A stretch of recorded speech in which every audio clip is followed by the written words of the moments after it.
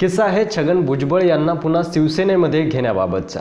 महाराष्ट्र सदन घोटाळा आणि मनी लॉन्ड्रिंग केस प्रकरणी चौकशीसाठी छगन भुजबळ 2 वर्ष जेलमध्ये होते आणि ते जेलमध्ये असताना त्यांना शिवसेनेमध्ये घेण्याबाबत किंवा त्यांना शिवसेनेमध्ये येण्याची इच्छा आहे याबाबत अनेक बातम्या समोर आल्या। मात्र मध्यंतरी खुद्द मनोहर जोशी यांनी गौप्यस्फोट करून हे सांगितलं होतं की छगन भुजबळ आणि उद्धव ठाकरे यांच्यामध्ये वारंवार त्या बाबतीमध्ये बोलणं झालं होतं, मात्र त्यामधून काही निर्णय होऊ शकला नाही, अन्यथा छगन भुजबळ हे जेलमधून बाहेर आल्यानंतर शिवसेनेमध्ये नक्कीच असते, असं मनोहर जोशी एका मुलाखती दरम्यान आपल्याला सांगतात।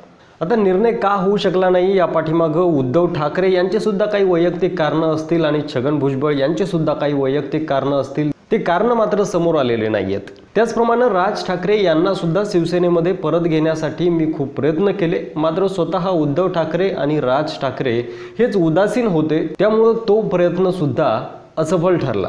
छगन भुजबळ जेव्हा जेलमधून बाहेर आले तेव्हा राष्ट्रवादीच्या काही मंचावरती ते अनुपस्थित दिसले आणि राष्ट्रवादी सोबत ते नाराज चाललेले आहेत अशी चर्चा समोर आली। मात्र त्यानंतर छगन भुजबळ यांनी राष्ट्रवादीच्या अनेक कार्यक्रमांना उपस्थिती लावली आणि स्वतः नमूद केलं की मी राष्ट्रवादी सोडून कुठेही जाणार नाहीये। या त्यांच्या वक्तव्यामागे नेमकं काय राजकारण असावं, ते खरंच शिवसेनेमध्ये येण्यासाठी इच्छुक होते का, त्यांना शिवसेनेमध्ये घेण्यासाठी हालचाली सुरू झाल्या होत्या का, या विषयावर मनोहर जोशींव्यतिरिक्त अद्याप तरी कुणी बोललेलं नाहीये। आणि जर मनोहर जोशी हे सत्य सांगत असतील की त्यांना शिवसेनेमध्ये घेण्याच्या हालचाली सुरू होत्या, तर मग खरंच छगन भुजबळ राष्ट्रवादी सोडणार होते का, हा प्रश्न मात्र अजून अनउत्तरितच आहे।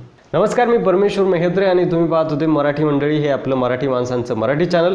असेच मराठी पॉलिटिकल किस्से अर्थात राजकीय किस्से पाहत राहण्यासाठी आपल्या चॅनलला सबस्क्राइब करा, बाजूला घंटीचं बटन दिसेल ते दाबायला सुद्धा विसरू नका। जर व्हिडिओ आवडला असेल तर लाईक करा, तुमच्या मित्रांसोबत शेअर करा। लवकरच घेऊन येऊ पुढचा व्हिडिओ, तोपर्यंत जय महाराष्ट्र।